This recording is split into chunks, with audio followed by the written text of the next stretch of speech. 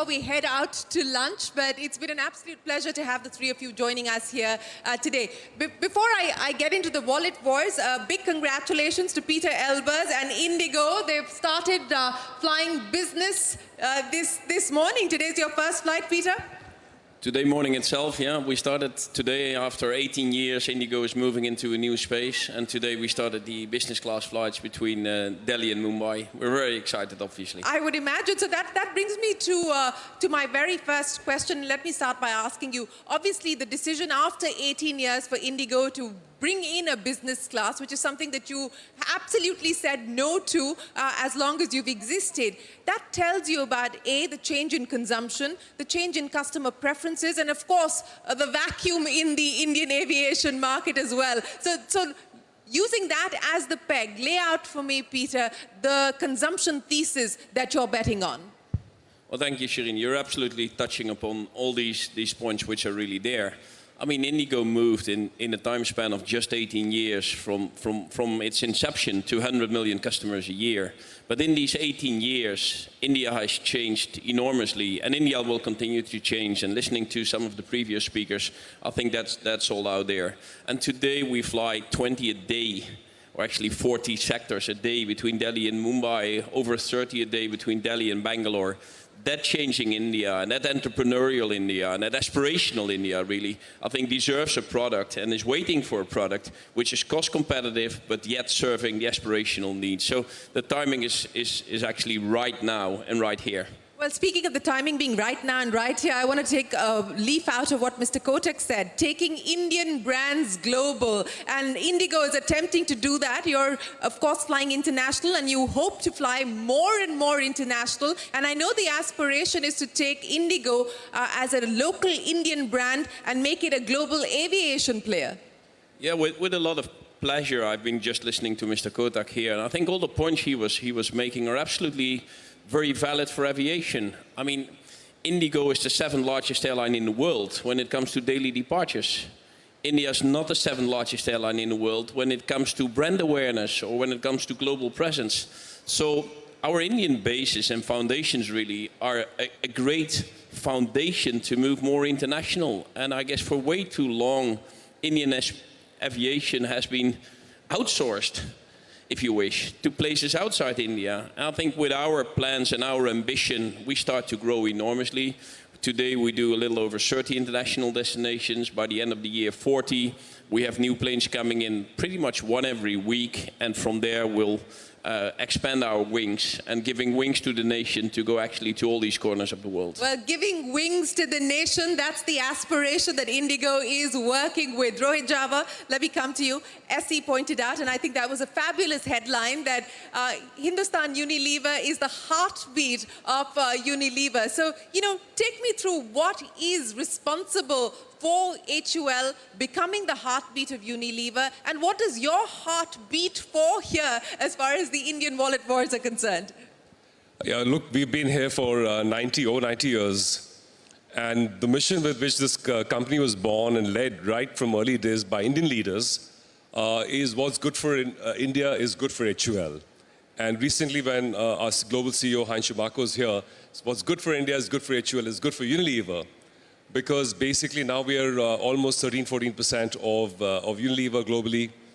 We are a hub of not just a scale of business and opportunity with huge headspace, as we've spoken about the India story, but importantly we're also a hub of talent, R&D, science and technology, and innovation. So India counts a lot, including the fact that many of our leaders have also led Unilever globally.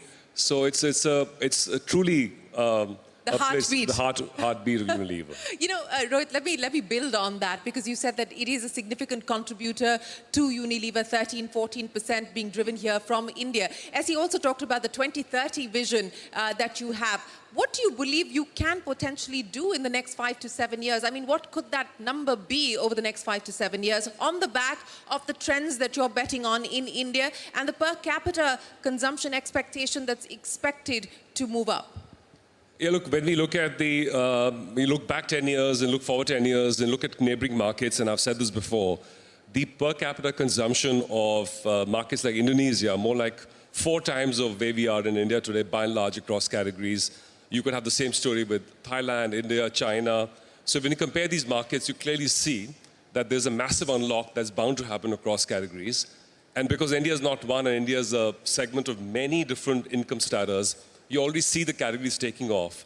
And given the scale, we're talking a big business. So the most important thesis in a growing nation with growing prosperity and aspiration is to offer products that help people upgrade their quality of life at a price and value that suits the Indian pocket. And I think no other company can do that better than HUL, because we are in every corner of this country. We have the ability to reach our products at a very, very good cost. And we have lifeblood of innovation R&D deeply seeped in the culture of the company from 60s. And in that sense, I really admire what Indigo has done. It really shows an example of a world-class product at what is absolutely Indianized and a really, really good price and value equation. And that's really how we see us breaking through the opportunity in the next 5 to 10 years. You talked about breaking through the opportunity in the next 5 to 10 years. Let me ask you a more immediate term or a near-term question. And there are questions at this point in time on what's happening as far as demand is concerned. What's happening with consumer spend? Why are we seeing this pain play out for FMCG companies across the board when we talk about volume growth? There are many arguments being presented. One also is that the preference of consumers is shifting away from the traditional FMCG products to perhaps non-traditional or more on the healthier side and so on and so forth. I mean, how do you read what's happening with demand today? The first and the important thing, just to react to that, because it's not the first time I'm thinking or being asked that question. No, I would imagine not. Is to really cut the noise out. Yeah. Because noise comes in form of short-term signals. It comes in the form of trends and fads and so on and so forth. The macro picture of the consumption story, especially in consumer goods, is that a massive market where every consumer wants to now aspire to better quality of life because of the fact that they can see what great looks like on their hand phone, on their mobile phone. It's accessible to everyone in this country. So the dreams have been unshackled. Yeah. People want to improve their quality of life. All of the trends that we've seen happening in other markets that have gone through this arc of development are happening here as well, whether it's urbanization, digitization through the India tech stack, the upgradation. So give or take a few quarters here or there, and we had rural discussed a year back in a similar forum, and now rural is coming back. We're discussing urban today. So we should just stay the course and remember to do 2 or 3 things. Yeah. Number one, focus on becoming better every day. Yeah. So be superior, offer our consumers the best solution. So focus on market share. Number 2, increase the quality of our brands, make sure that they are the most unmissable, and keep investing in market development. Because this market is about development of categories and growth, so therefore we must stay on strategy, come what may, in whichever market conditions. So that's what I'm telling myself and everyone in the company. Keep calm, carry on, and keep developing the market and investing for the future. I think that's a great message. Keep calm and carry on, says Rohit Java, and I think that's a message that the market may also pick up on. Santosh, let me come to you. I think the number one question that everybody was asking as they walked into the CNBC TV18 Global Leadership Summit is, how much is that Maybach for? Wow, that's around 3.8 crores. That's just one How part. many orders have been placed already? You have to wait for 6 to 7 months to get that car. 6 to 7 months. That's the kind of waiting period that there is. Yeah, that's true. But Santosh, you've had a record year in India, and I think it's played out that way as far as the luxury segment is concerned. I mean, people can't have enough of bags or enough of luxury cars. Over the next 5 to 10 years, the significance, the importance of India and the Indian consumer for a brand like Mercedes-Benz. So let me put things in perspective. Today morning we heard that a country is treated as a developed country once it reaches $14,000 per capita. We are at 3,000 odd. But when you look at luxury cars, what has changed in India is not the absolute number of cars, but 3 years back, the average selling price used to be around $60,000 for us. And today, that's around $100,000. It's already as good as any developed market in the world. So I think that's a significant shift in premiumization. The very fact that we have cars costing 4 crores plus being sold and being weighted, I think that's a fundamental structural shift we are seeing apart from the volume growth. For sure, there is a double-digit volume growth that we see. To answer to the next part, I think we are in the cusp of transformation. And today morning when I heard the Honorable Minister also talking about electrification, on one side we have the green energy transition, on the other side there is expectation for automotive industry to also transform. I think the next couple of years for luxury players like us will be how soon we can accelerate this, because we have this clear window. India was very strong on combustion engines, very low cost cars, but that also closed our borders. What Mr. Uday Kotak said, none of the brands are able to export because these are cars for India, only for India, made for India. But it's time now with electrification coming, change in transformation. We also as a company, we want to change the game. We want to also ensure that cars from India can go out. So how do you change the game? First, from the policy side, I heard a couple of references to free trade today. I think that's a starting point. You cannot have closed borders. Unfortunately, what I hear since morning is it's going to get more and more closed considering the geopolitical situation. But for India to develop, I think we need to still strike those deals, so-called, to get the borders open and compete globally. That would, automotive industry is 7% of manufacturing GDP. Every vehicle sold creates 14 jobs. So if you just extrapolate this curve of 7-8% growth, the employment requirement, generation requirement can be largely also met with one industry by itself. But then the aspirations has to be global. It can't be just made for India. It's great, it's work, but made for India, for the world, I think. And with that, you need FTAs and also a lot of innovation development to happen in India. So how much is Make in India for the world happening for you? What is the aspiration? Of course, with the caveat that all of this stuff that you just spoke of on the policy front falls into place. See, for us as Mercedes-Benz, we have one is our plant and factories, etc. But we also have 10,000 people working in Bangalore. You'll be surprised, we have more than 500 patents filed out of India on the technology side. And proudly we say that every Mercedes in the world has an India in it. So already we are really getting there. But it's mostly tech, software. It's time engineering also comes up. Yeah. But it's again, the story, what comes first. Is there a local market? When you look at 20,000 odd cars, it's not great, or 50, 60,000 luxury cars. But on the other side, I think with the average selling price going up, market maturing, it should push us and many other players to further look at India much more in a significant fashion. Peter, let me take off from where Santosh left off and linking it back to Mr. Kotak's aspiration of taking more Indian brands global. Santosh is talking about inking FTAs. Even for the aviation sector, I mean, bilateral rights have been an issue and continue to be an issue. For us to truly aspire to take global share in the Indian aviation market, what is the expectation? What is the ask on the policy front? I think when it comes to the traffic rights on the aviation side, there's still a lot of rights available for Indian carriers. I think a lot of the rights have been used so far by foreign airlines flying into India, and there's a lot of unused rights on the Indian side. Today we serve around 3.5 lakh customers on a daily basis, of which 90 to 95% are Indian customers. So I think we have a great opportunity building on that to produce in India, for India, but also for the world. So our aspiration clearly is to start adding more and more flights international. I think we have done some recent examples to Baku, Almaty, Tbilisi, Tashkent, all served out of Delhi.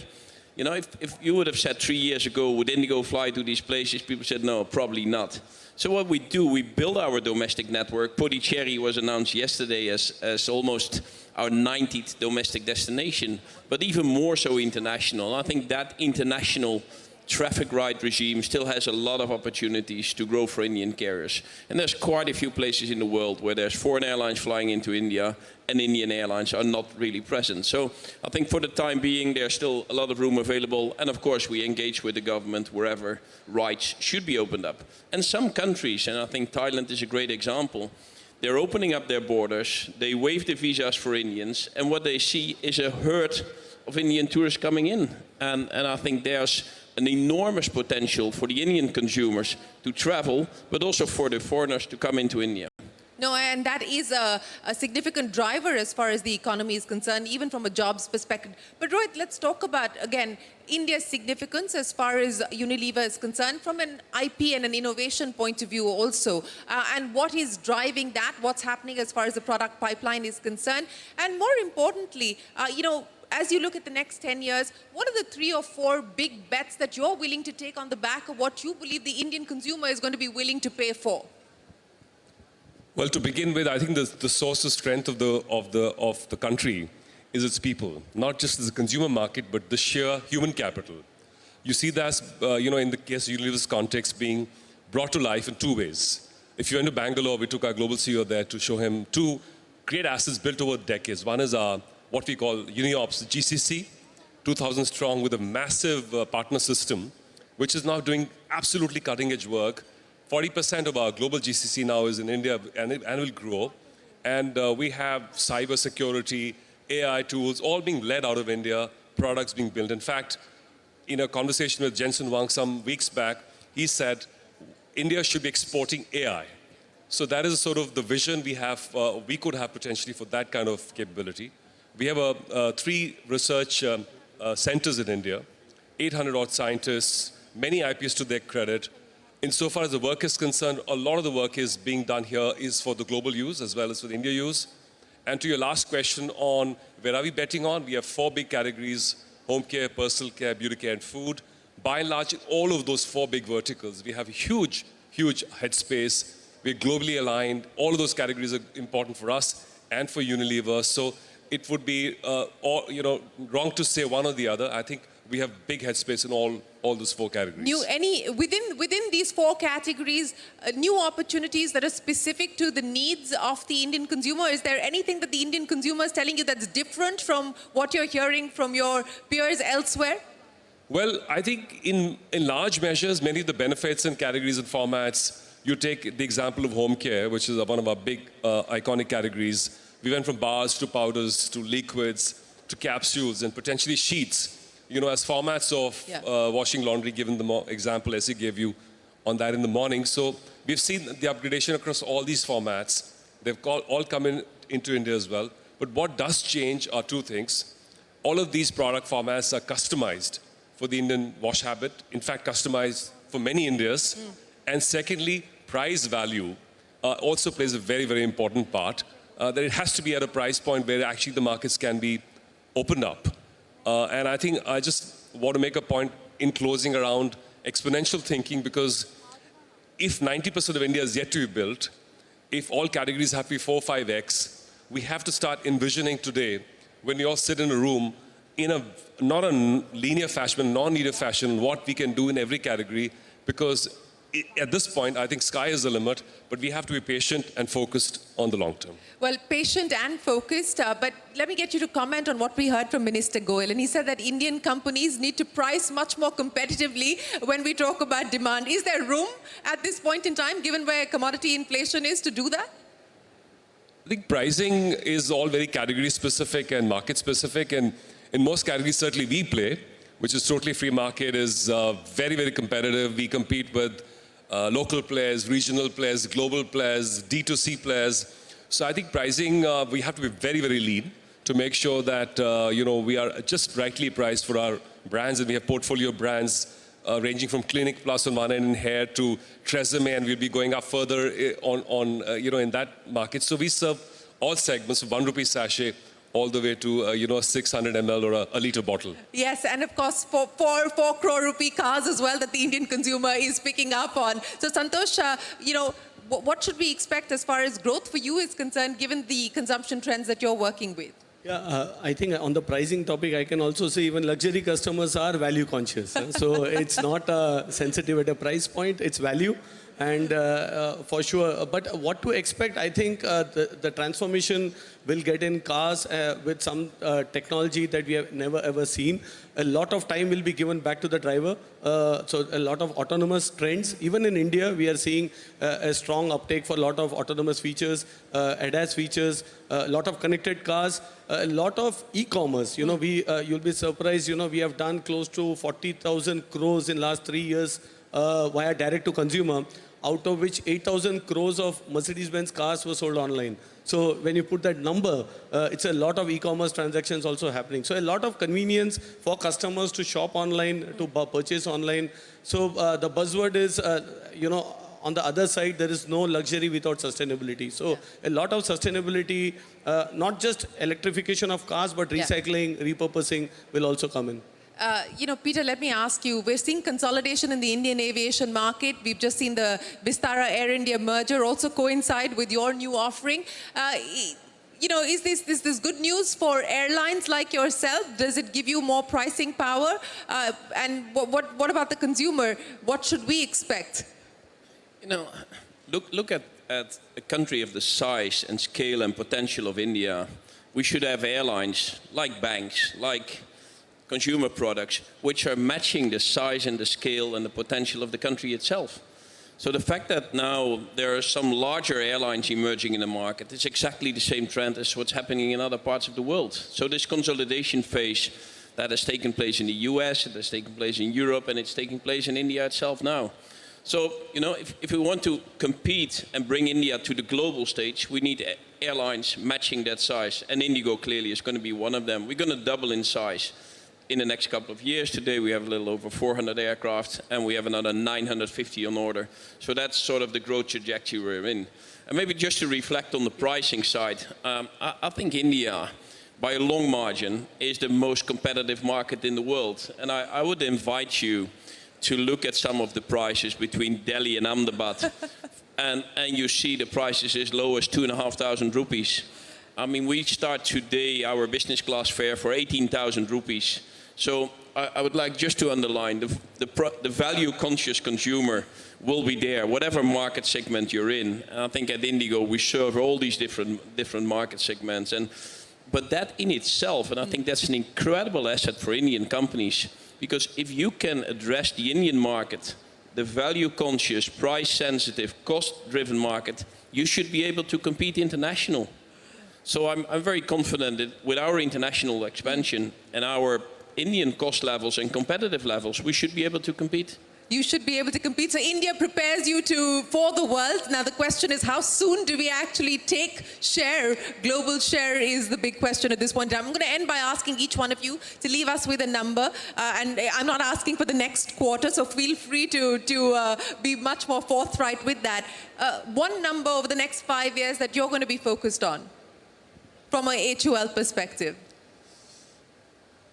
Market-making-led competitive growth. Market-making competitive growth. So market share would be my centric So what number. would the market share look like in 5 years? But difficult to quantify that as one But still, number. ballpark. No, I think it's varies from category to category. We'll confuse everybody with the number, but we intend to, in most majority of business, continue getting share. And the way to gain share in a market as exciting as this in the medium term is to grow the market, because that's really how you get more competitive. Okay, so gains in market share while growing the market. Peter, the number. I would line out the number of 200 million. Today we welcome 3 lakh customers a day, 100 million a year. By the end of this decade, in 5 years from now, we should be double the size what we have today, 200 million a year. 200 million a year, that's a good number to go with. Santosh. Wow, I heard doubling in 5 years by certain pundits here on the stock market side, but at least for automotive, even if it is 1.5 times, so 4 million going to 6 million should not be bad in terms of automotive market. Well, it certainly will be a big move up from here, which will create opportunities for the economy and for industry. Ladies and gentlemen, a big round of applause to Peter Elbers, Rohit Java and Santosh Iyer for joining us here on The Wallet Wars. We wish you all the very best of luck. Thank you very, very much. Ladies and gentlemen, we have a packed lineup right after the break. After lunch, we've got Rajiv Bajaj, Rishad Premji. We also will be joined by Karan Johar, Adar Poonawala, N.R. Narayanamurthy, Deepak Parekh, and many, many more. So please do stay on and come right back after lunch for more conversations. Thank you so much, panelists.